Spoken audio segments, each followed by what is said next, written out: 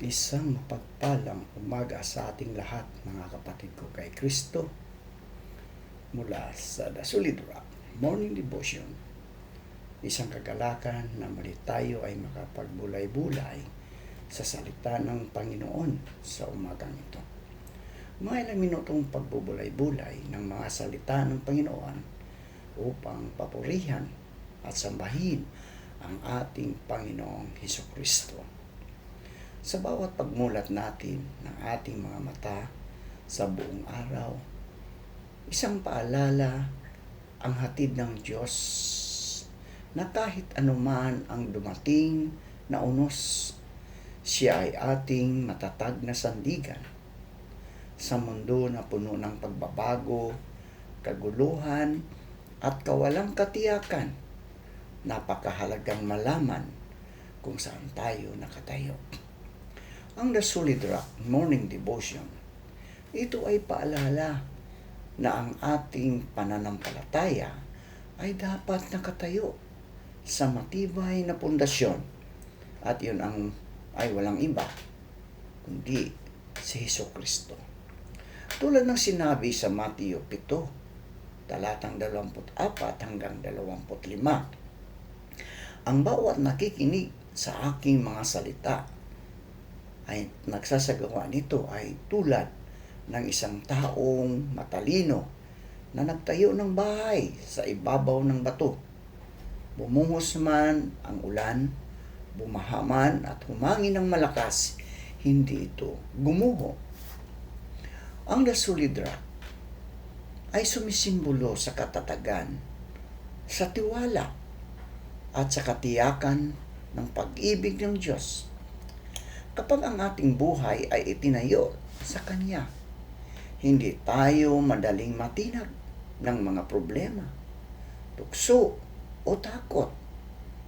Maaaring yumanig ang ating paligid, ngunit nanatiling matatag ang ating pananampalataya sapagkat ang ating pundasyon ay si Kristo.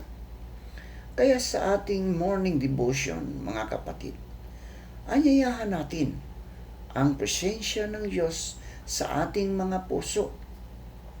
Tayo ay magpasalamat sa Kanya na Siya ang ating matibay na bato, ang ating kanlungan, ang ating lakas, at ang ating pag-asa sa bawat araw ng ating buhay.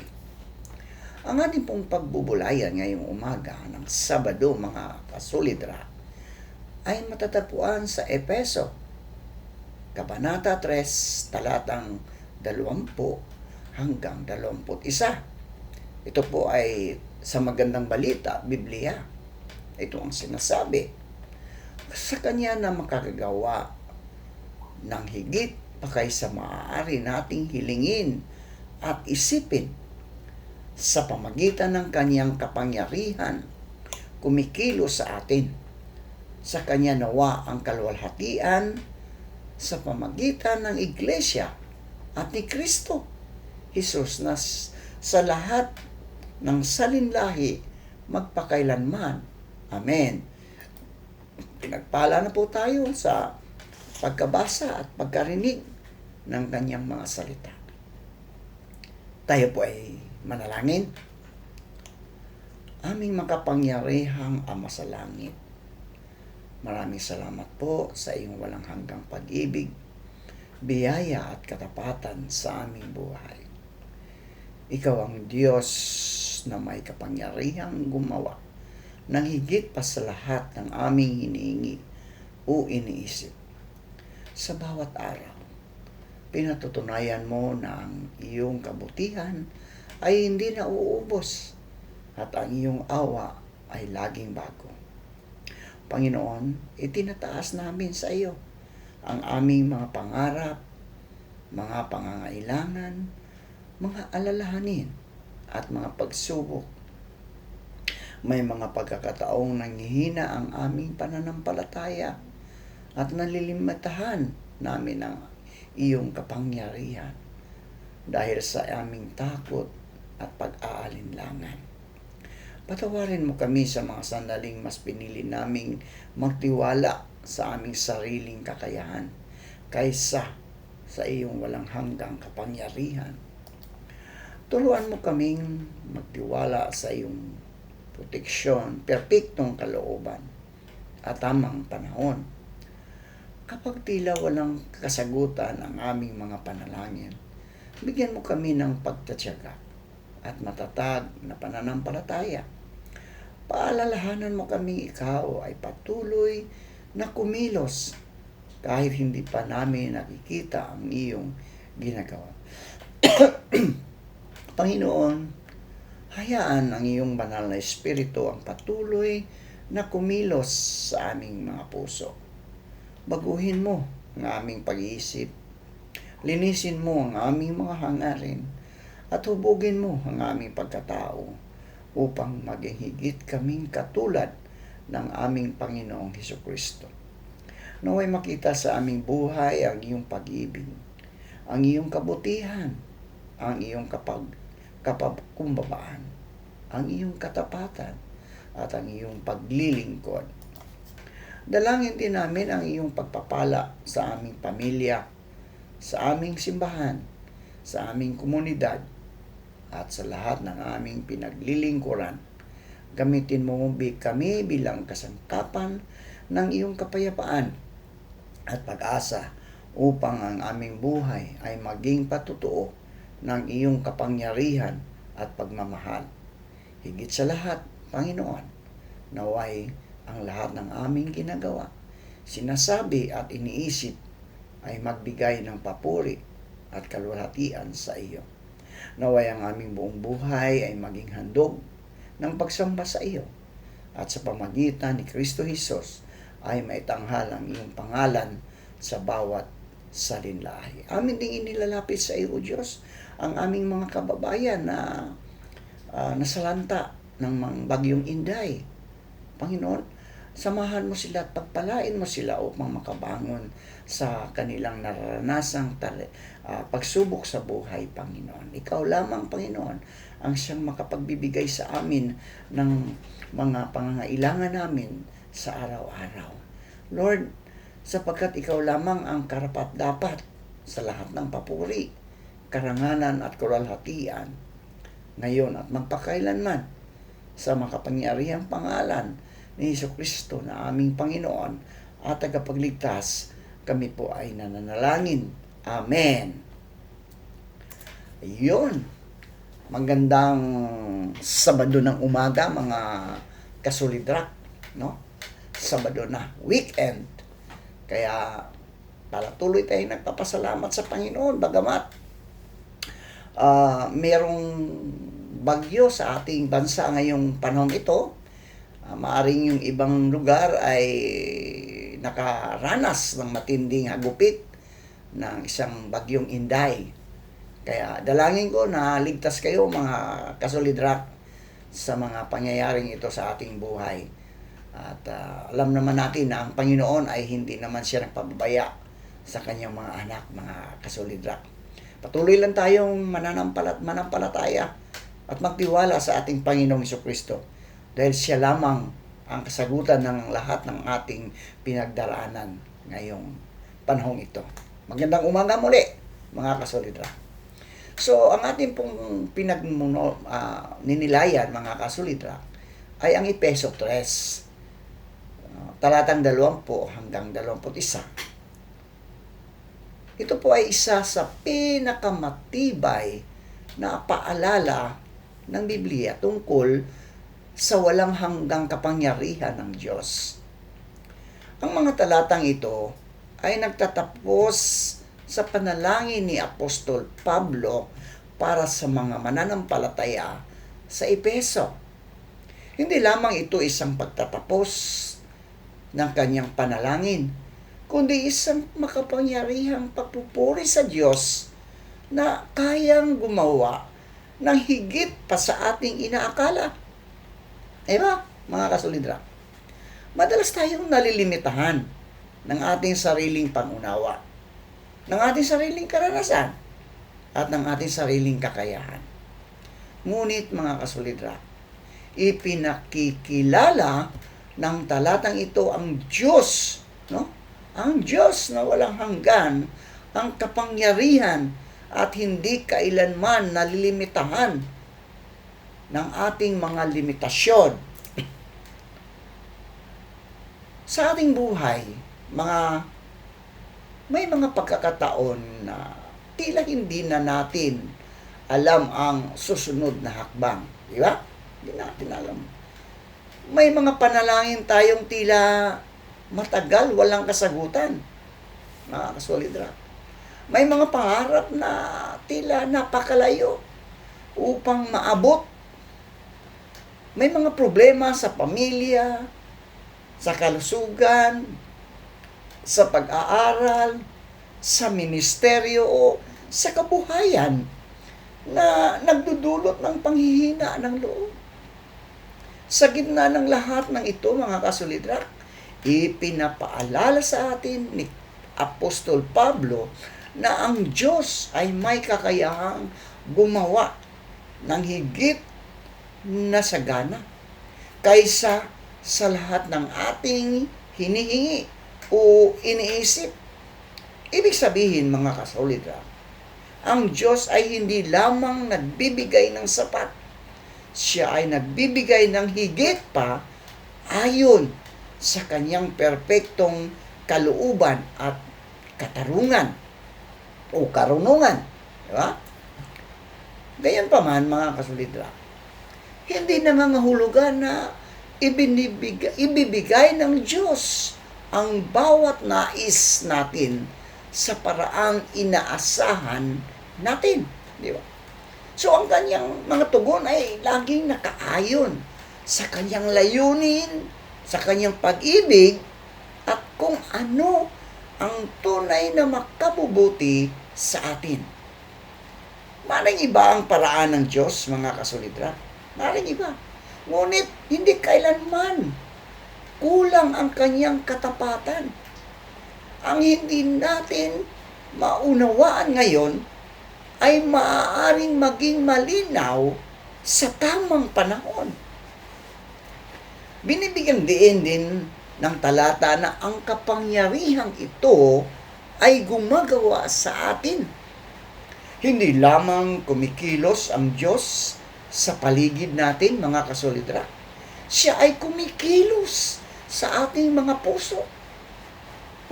Kumikilos siya sa ating mga puso. Binabago niya ang ating pag-uugali. Binabago niya ang ating pananaw, ang ating karakter, at ang ating pananampalataya.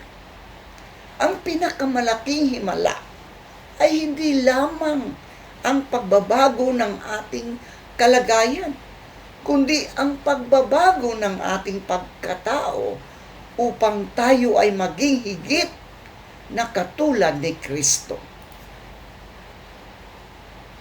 Kapag hinayaan natin kumilos ang Diyos sa ating buhay, mga kasolidra, natututo tayong maging mapagpakumbaba. Diba? Natututo tayong mapagpakumbaba. Natututo tayong magtiwala at natututo tayong matatag sa pananampalataya. Unti-unti niyang inaalis ang ating takot at pinapalitan ito ng pag-asa. Ang dating imposibleng harapin ay nagiging posible dahil sa kanyang biyaya. Ang dating sugat ay nagiging patutuo ng kanyang pagpapagaling. Ang dating kabiguan ay nagiging daan upang makita ang kanyang mas dakilang layunin.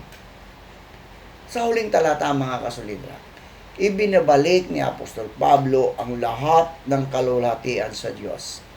Sa kanya ang kaluwalhatian, sa Iglesia at kay Kristo Jesus. Ito ang tunay na layunin ng buhay ng bawat Kristiyano. Ang luwalhatiin ang Diyos. Hindi tayo pinagpapala upang tayo lamang ang makinabang, kundi upang maging patutuo ng kanyang kabutihan. Ang bawat tagumpay, pagpapala at pagkakataon ay dapat magdala ng pagpapuri sa Panginoon at maghikayat sa iba na sumampalataya sa Kanya. Ang Efeso 3 ay nagtuturo rin na ang iglesia ay dapat maging buhay na saksi ng kapangyarihan ng Diyos. Kapag ang mga mananampalataya ay nagkakaisa sa pag-ibig, paglilingkod at pananampalataya, na ipapakita sa mundo ang kadakilaan ni Kristo. Ang ating mga salita, ang ating mga gawa, at ang ating pamumuhay ay dapat maging salamin ng Kanyang kabutihan. Sa huli, ang talatang ito ay isang paanyaya na huwag limitahan ang Diyos ayon sa ating sariling pag-iisip. Kung Siya ang lumikha ng langit at lupa, walang suliraning napakalaki para sa Kanya at walang pangarap na lampas sa Kanyang kapangyarihan kung ito ay naaayon sa Kanyang kalooban. Ang ating tungkulin, mga kasolidrak, ay manatiling tapat, manalangin ng may pananampalataya, maglingkod ng buong puso, at magtiwala sa Kanyang perpektong panahon. Habang patuloy tayong lumalakad kasama ang Panginoon, mararanasan natin na ang Kanyang biyaya ay laging sapat at ang Kanyang kapangyarihan ay higit na dakila kaysa ating anumang ating kinatatakutan at inaasahan. Naway maging paalala sa atin ang Efeso 3 na ang ating Diyos ay makapangyarihan, mapagmahal, at tapat magpakailanman. Siya ang Diyos na gumagawa ng higit pa sa ating inaakala. At Siya lamang ang karapat-dapat sa lahat ng papuri, sa lahat ng karangalan, at sa lahat ng kaluwalhatian ngayon at magpakailanman. Amen. Ito ngayon ang hamon sa bawat isa sa atin, mga kasolidrak. Hamon, no? Ang Efeso 3 ay naghahamon sa bawat mananampalataya na huwag limitahan ang kapangyarihan ng Diyos sa ating sariling pag-iisip at kakayahan. Madalas tayong mawala ng pag-asa dahil nakatuon tayo sa laki ng ating problema kaysa kadakilaan ng Diyos. Di ba? Ngunit mga kasolidrak, ipinapaalala ng salita ng Diyos na Siya ay may kakayahang gumawa ng higit pa sa ating hinihingi o iniisip. Kaya ang hamon sa atin ay magtiwala ng lubos sa Kanyang plano kahit hindi pa natin nakikita ang Kanyang ginagawa. Hinahamon din tayo ng talatang ito na magkaroon ng mas malalim na pananampalataya at patuloy na manalangin.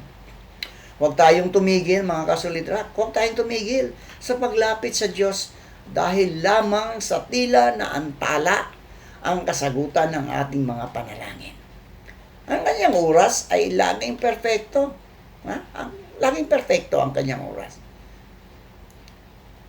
Ang Kanyang tugon ay laging para sa ating ikabubuti at sa Kanyang kaluwalhatian. Isa pang hamon, mga kasolidrak, ay ang pahintulutan ang Diyos na kumilos sa ating buhay. Pahintulutan natin ang Panginoon na kumilos Siya sa ating buhay. Hayaang baguhin Niya ang ating puso, ang ating isip, at ang ating pagkatao upang maging higit tayong katulad ni Kristo. Ang tunay na kapangyarihan ng Diyos ay hindi lamang nakikita sa mga himala, kundi sa pagbabagong nagaganap sa ating buhay. Mula sa pagiging makasarili tungo sa mapagmahal, mula sa takot tungo sa pananampalataya, at mula sa panghihina tungo sa katatagan. Sa huli mga kasolidra, kinaamon tayo ng Efeso 3 na ang lahat ng ating ginagawa sa tahanan, sa paaralan, sa trabaho, sa simbahan, o sa komunidad ay magbigay ng kaluwalhatian sa Diyos. Naway ang ating mga salita, ang ating kilos at ang ating pamumuhay ay maging patutuo ng kanyang kabutihan upang makita ng iba ang kapangyarihan ni Kristo sa ating buhay at purihin nila ang Diyos magpakailanman. Tayo po ay manalangin. Aming mapagmahal at makapangyarihang Diyos, maraming salamat po sa iyong mga salita na aming napagnilayan ngayong umaga. Salamat sa pagpapaalala sa amin na ikaw ay ang Diyos na may kapangyarihang gumawa ng higit na sagana kaysa lahat ng aming hinihingi o iniisip. Tunay nga ang iyong pag-ibig, karunungan at kapangyarihan ay walang hanggan at hindi kailanman nababawasan. Panginoon, naway ang aming narinig at napagnilayan ay manatili sa aming mga puso. Tulungan mo kaming isabuhay ang iyong mga aral sa aming pang-araw-araw na pamumuhay. Kapag kami ay nahaharap sa mga pagsubok, bigyan mo kami ng lakas upang manatiling matatag. Kapag kami ay pinanghihinaan ng loob, punuin mo kami ng pag-asa. Kapag kami ay natatakot, ipaalala mo sa amin na ikaw ang aming kanlungan at kalakasan. Patuloy mo kaming gabayan sa aming mga tahanan, sa aming mga gawain, sa aming pag-aaral, sa aming hanapbuhay, at sa aming paglilingkod sa iyo. Pagkaisahin mo ang aming pamilya, ang aming simbahan, at ang aming komunidad sa pag-ibig at pananampalataya kay Hesukristo. Gawin mo kaming mga kasangkapan ng iyong kapayapaan, biyaya at pag-ibig saan man mo kami dalhin. Dalangin din namin ang iyong pagpapala sa lahat ng naririto. Ingatan mo kami sa bawat paglalakbay. Ilayo sa anumang kapahamakan. Pagalingin ang mga may karamdaman. Palakasin ang mga nanghihina. At aliwin ang mga nabibigatan ang loob. Patuloy mong ipadama ang iyong presensya sa bawat sandali ng aming buhay, sa aming pagpapatuloy ng aming mga gawain. Naway dala namin ang liwanag ni Kristo at ang katiyakang ikaw ay patuloy na kumikilos sa aming buhay. Gamitin mo kami upang maging pagpapala sa iba at upang ang lahat ng aming ginagawa ay magbigay ng papuri at kaluwalhatian sa iyong banal na pangalan. Sa iyo lamang ang lahat ng papuri, karangalan at kaluwalhatian ngayon at magpakailanman. Sa makapangyarihang pangalan ni Hesukristo ang aming Panginoon at tagapagligtas, kami ay nanalangin. Amen at amen.